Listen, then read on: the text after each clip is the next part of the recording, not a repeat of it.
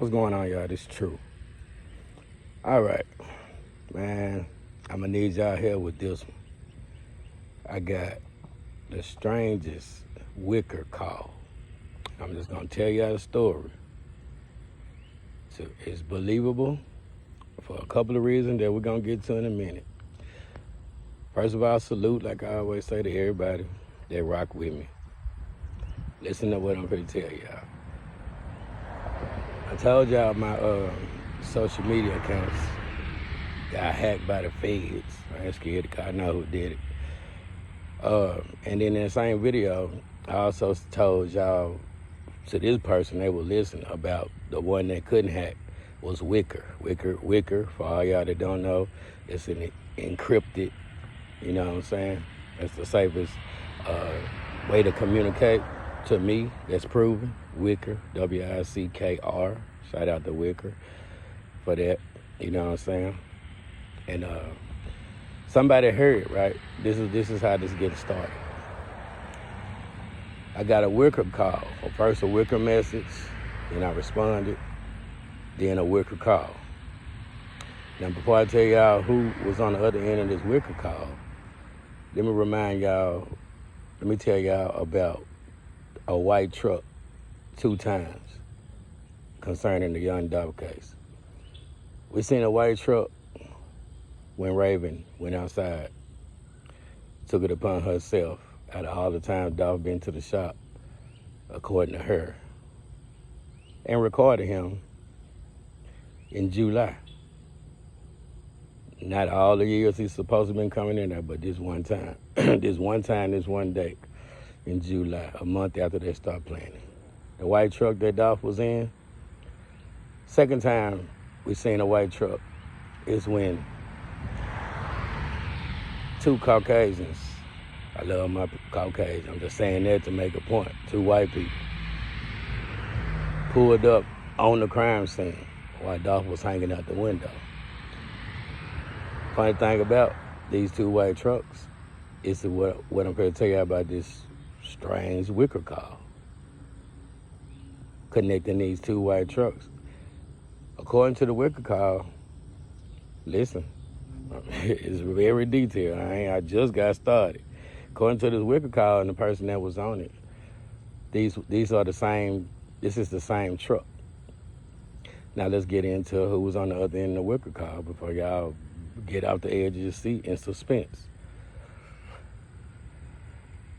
She didn't tell me her name, which doesn't matter. Even if she did, I wouldn't drop it anyway. Protect your source. Rule number 1. She was a neighbor. She's the neighbor to the 2 people that pulled up with bleeding on Dolph crime scene after blue. She's a neighbor. According to her, I'm gonna call the 2 people Breck and Christie. I'm gonna call them Breck and Christie. I know your names. I know their names, but that's just for me to know right now. Breck and Christie, right? Brock and Christie. I'm gonna call them Brock and Christie. Pulled up on the scene. She's a neighbor to Brock and Christie.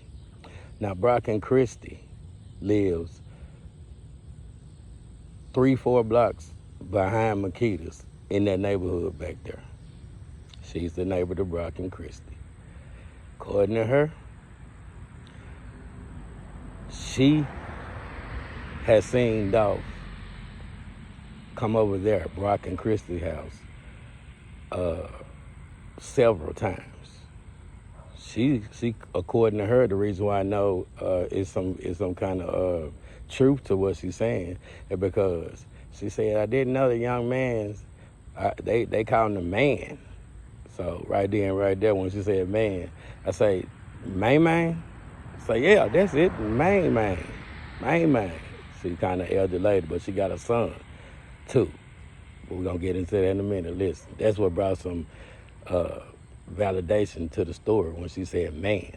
She, by her being, man. Once I said man, I said, yeah, man. So that's what Brock and Christie called Dolph. Now, by her being a next door neighbor and this is where her son come into play. They got to it brought some more validation to it. She say, on the day before I even knew what was happening, listen closer. So before I even knew what was happening, Brock and Christy was at the house loading their van. That's like loading their van. So like loading their van. Then all of a sudden, I seen, listen closely, I seen two black guys pull up and take Brock and Christy in the house. It seemed kind of funny to me. I had never seen these two guys before, which I don't know if she be up all night or whatnot.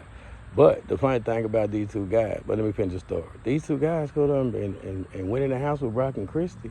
And the next thing I know, the two guys come out fast. One of them jumps into Brock's van, and the other one jumps back in the car, and they pull off. The next thing I know, Brock is coming out bleeding, and Christy comes outside, and they jump in the truck and haul ass. I like, okay, so that's where they were coming from.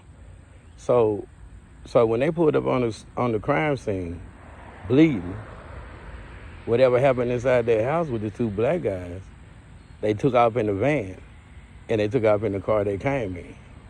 Now, the funny thing about it, she said, my son, this is where her son comes in. She said, my son really loved, now that you, man, I call him man. He called him Young Dolph. I had to keep correcting her, right? Her son know more what was going on. Let me just get to what was going on. That she even described the van. She said it was a 1998 Rocky Road. I don't know what the fuck kind of van that is, but anybody know vans. That's what she said. It was 1998 Rocky Road. And I know they was moving marijuana. I knew that, according to my son, because the man had paid my rent a couple of times. I'm like, that sounds like dog. So she sounded like she know what she talking about, telling the true story, right? She said, so according to her son letting her talk, I guess he don't want to drop, he putting his mama up to make the Wicker call. So I assumed that he was just sitting and telling her to tell me true result, because he feeding that information, because she don't know what, you know what I'm saying?